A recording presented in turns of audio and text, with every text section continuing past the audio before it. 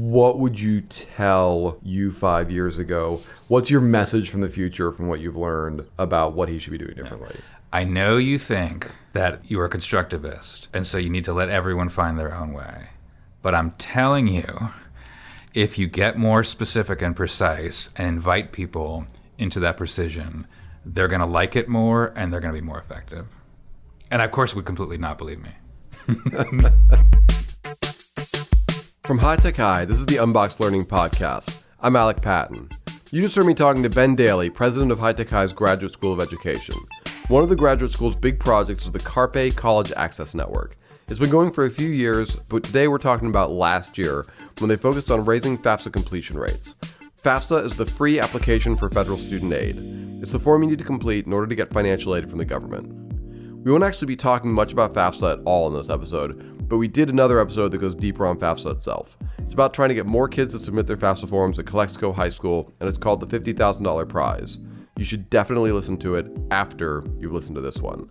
In this episode, Ben explains how doing this FAFSA improvement project last year totally transformed how he thinks about school improvement. And I'll be honest, when he first told me what he figured out, I was like, isn't that just obviously how you do things? But pretty soon I realized that although it was incredibly obvious, it was also the opposite of how I've been approaching improvement throughout my entire life. In order to make sense of this, we need to start with what Ben means by improvement. You use the term improvement with a capital I. Yes. Like, what makes improvement capital I improvement rather than lowercase I improvement? There's these three improvement questions. What are you trying to accomplish? What are you going to do differently? And how will you know if that change led to an improvement? See what I mean about this stuff sounding obvious? But to demonstrate how unusual this approach is, Ben gave me the example of being a high school teacher and teaching the same lesson 4 times in a day. After first period, you're like, oh, okay, I should probably make some changes. So making changes is something that's very obvious to teachers, I think. We're not going to just keep doing things exactly the same way. But are we being disciplined about, did the change we made actually lead to an improvement? And before we try the change, did we say beforehand, how are we going to know? That has felt to me like a really profound insight. So when I think about capital I improvement, that's one way that I would frame it. Yeah, I mean, I think my kind of classic mistake that I just made again and again and again is I would do something first period and someone would be like, that sucks and everybody in the class hates it. And I would be like, oh, we're not doing that. And then suddenly 3/4 of the class would be like, we loved that. What are you talking about? That was the best. Like that was like what it looks like when you try to improve without this like disciplined framework.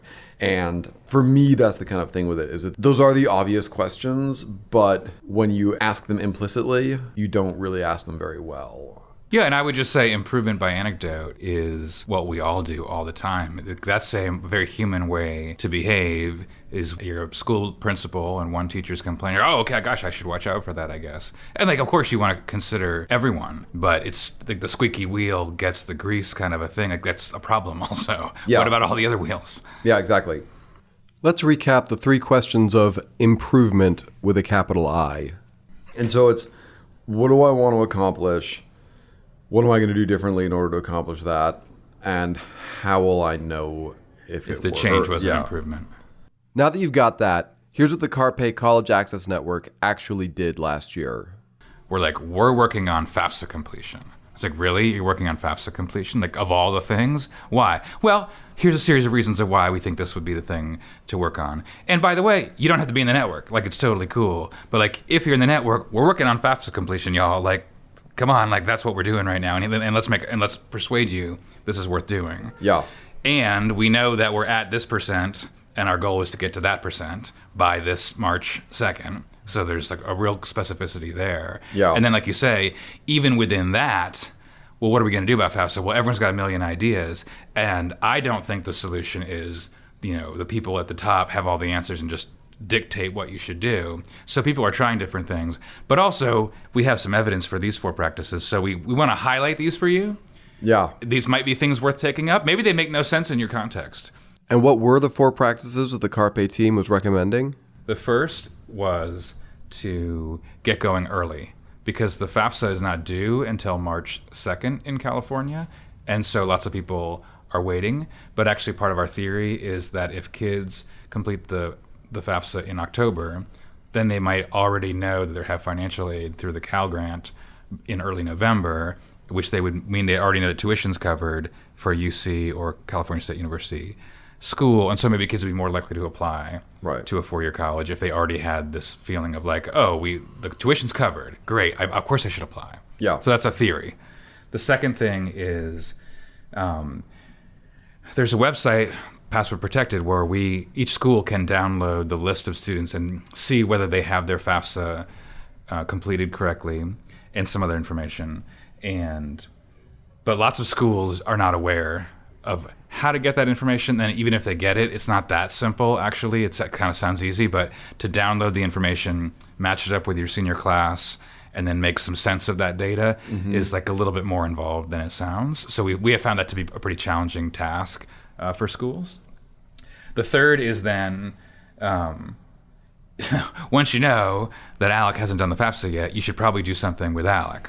Which seems obvious, but according to Ben, most high schools are taking an approach that's a little less targeted. The primary FAFSA intervention is they get on the loudspeaker and say, please remember to turn in the FAFSA. And that does not seem like probably the best method. But if we know which kids haven't done it, obviously we can be more targeted. So this is kind of obvious, but not obvious. And the final thing is that lots of schools have a family night to tell families about FAFSA. But first of all, which families come? That's obviously an important question to look into. But then also, what do you do once they're there? And there's some research evidence that if you tell families about FAFSA, this has very little impact on them. And if you say, here, will you sit down next to me and I'm going to help you fill out the FAFSA right now? This has a major impact, not just on FAFSA completion, but on college going and college persistence. Yeah. And the other thing I would say that I think is not obvious is even if you say, work with families and sit next to them and help them do the FAFSA, that sounds kind of like specific, but actually like how would you do that? And how would we do it in our context? Like if 20 families come up, do we have 20 adults who could be there? Who do we have who even knows how to help families with FAFSA? Logistically, how would we even make that happen? And which families can come? And does it need to be during the day? Is it going to be after school or before school or on the weekend? Or maybe we should be out in the community. So there's like so much rich work to be done, even when it feels like this idea is pretty well specified. Yeah. And so I think we tend, as educators and maybe it's just as people, we tend to kind of really underestimate how much rich work there is to do in the actual implementation of an idea, even if it seems like a kind of simple thing. You're sitting next to a family and they're saying, actually, I didn't turn in my taxes last year. What do I do now? Yeah. And like, how many of us know the answer to that question? I still don't even know today the answer to that question. So how are you building up the expertise that you need? And a great way to figure this out is just sit down with 3 families and try to do it, and you're going to find out all the stuff you don't know, right? Once again, here are the 4 practices that the CARPE team was suggesting. First, get started early in the school year. Second, get access to the list of students that show who has submitted a completed FAFSA form and who has not. Third, once you know who hasn't submitted their FAFSA form yet, focus your support on those students. And fourth, literally sit down next to families to help them complete their FAFSA forms. Now, someone somewhere is listening to this thinking, this sounds like a lot of hand-holding for these families. Maybe if you aren't ready to submit a form on time without your teachers helping you every step of the way, you aren't ready to go to college. Ben has some thoughts about that. My perspective on this is very impacted by the fact that I worked at an elite girls' boarding school where they had a senior class of like 70 kids, and they had, I think, 3 or 4 full-time college counselors.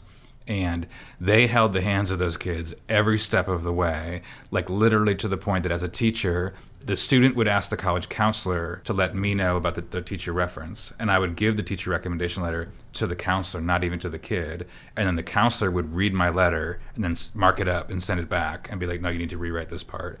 And then the counselor would put the letter in an envelope and stamp it and send it in themselves. And so we have this idea that, oh, kids are picking themselves up by their bootstraps. And yet in the most elite schools, the wealthiest kids, there's all this support. And then we're expecting like, oh, these kids from low-income backgrounds who are first gen, of course they should figure it out on their own somehow. I hope that silenced any doubts you have. If not, as Ben would put it, you don't have to be in the network. I did wonder though, with the scope of not just the problem, but also the recommended interventions defined so narrowly, were they worried that nobody would want to join? Yeah, that was our fear. Yeah. You know, we started from a place of we're trying to get people to join us in this thing. And also coming from a constructivist perspective of like, you can't just go around telling everyone what to do, so you've got to let people own it and all that stuff. So that was how we launched our College Access Network 3 years prior. And then each year we were like, This would work a lot better if we were a lot clearer with people and we were a lot more specific and we were a lot more clear to say, it's cool if you don't want to be part of this network, but like this is the direction we're going. And no one has to do it. But like we're taking a strong stance. And each year we got more and more specific. And I think it's also interesting, like with that if you put yourself in the shoes of a school who might be interested in joining our network, and you have that kind of sense of like, oh, if we like specify these 4 things, they're not going to want to do it. If I were like, imagine the difference between being like, someone being like, you have to raise FAFSA here. If you join this, your goal is to raise this FAFSA. Think about how to do it. And then they were like, I don't want to cramp your style, but there are like 4 things that we have a pretty good sense are going to work. I wouldn't be like, how dare you? Yeah, exactly. Yeah, and that's the other thing is there's so much stuff to improve in all of our schools. And so if someone else has like some good reasons for why this would be a good thing to work on, I think that's pretty compelling. Yeah. It's a thing that's really important and like almost completely unattended to. Yeah. And like, just to even think. You have the data. Have you ever even wondered what percentage of your students have completed FAFSA? I had never thought about that 4 years ago. Yeah, but I think what's kind of interesting about improvement work is it can, I think, from a distance kind of look like this top-down approach. But I think if you're inside it, it actually feels like there's actually more agency for people who are closer to kids being guided in like this interesting inquiry cycle as opposed to being mandated a bunch of policies to follow. To distill Ben's first big life-changing insight about improvement down to a single sentence, it's this. Defining a problem narrowly and offering evidence-based solutions to it didn't limit the schools in the CARPE College Access Network, it inspired them. His second insight was that it was a good idea to keep track of what happened to FAFSA completion when schools tried out the 4 practices that the CARPE team recommended. This meant starting with a revolutionary idea.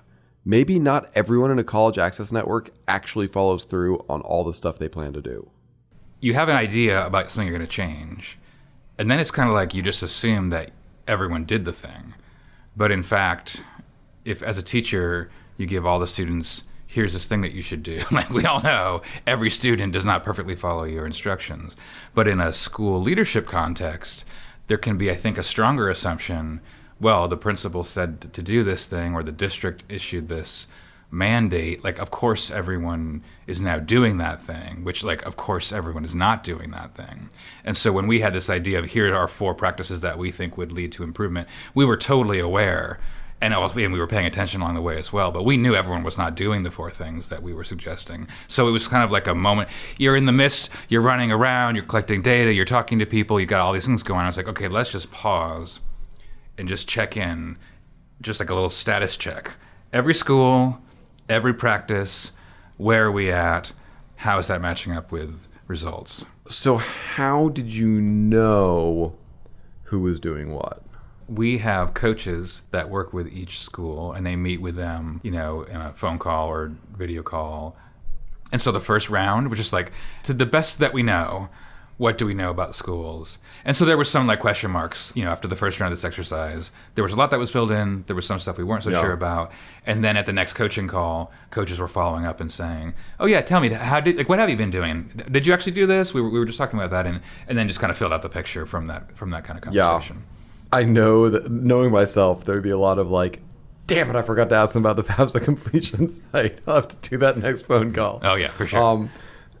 So because there's all this stuff going on in schools, and we're not robotically like marching through, this. Did you do practice number 1? Did you do practice number 2? It's like, they're like, how's it going? And here's what's going on in our school, and there's a challenge there. So like, it sounds easy. Even that sounds easier than it actually is in practice. But you could kind of go like, and that's also a really nice thing to like, a really easy thing to like send an email follow up. Like, I forgot to ask, what are you doing with working with families on FAFSA completion, on like, helping them out with that, and like, oh yeah, we're trying to organize this thing, but we're trying to so.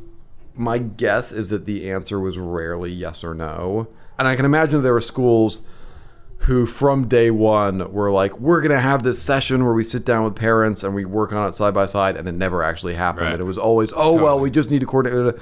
Because I imagine that kind of like, there'd be like red, green, yellow. Yeah, and yellow. That's exactly what we did. We had a 1 to 3 scale, just to have a little bit more nuance. Of course, that doesn't even capture it, but it was just like, in an hour, how much can we learn about this and do something quick to get some more information.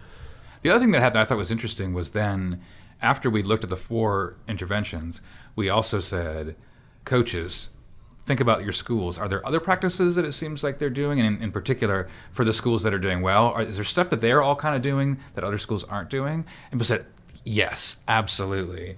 If some schools have a tendency to do all this work outside of the school day, guess what? Only certain kids are going to show up for that. Mm-hmm. And if you move it into the school day and there's an avid teacher, there's a senior math teacher, there's somebody who's like embedding it in the school day, that's making a big difference. So then we were able to then name that back out to other schools and say, well, actually these schools have been doing this.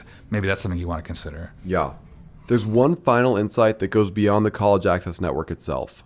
The FAFSA form is unwieldy, it's confusing and difficult to complete in a bunch of ways that make it harder for first-generation college students to get access to financial aid. And the CARPE College Access Network has collected a lot of data about how it could be better. This puts them in a position not just to respond to government policy, but to transform it. As you're getting into the weeds of how the FAFSA actually works, then another question comes to mind right away, like, well, why is this even like that? Yeah. And then if I'm a guidance counselor at random high school, like, how much agency do I have? But potentially as a network of schools that are working on this, maybe you start to have a platform to say to policymakers, hey, we've been improving this thing, but also we've learned some stuff that could you please change the way this works? So that's, I think, part of I think there's opportunity in understanding the system better to then have clearer statements about how we could change it. That is another example of something that's really obvious when you say that loud. That was Ben Daley, president of the High-Tech High Graduate School of Education and one of the leaders of the CARPE College Access Network. You can find out more about what the College Access Network has learned about FAFSA in the show notes. This episode of Unboxed Learning was written and edited by me, Alec Patton. Our theme music is by Brother Herschel. Thanks for listening.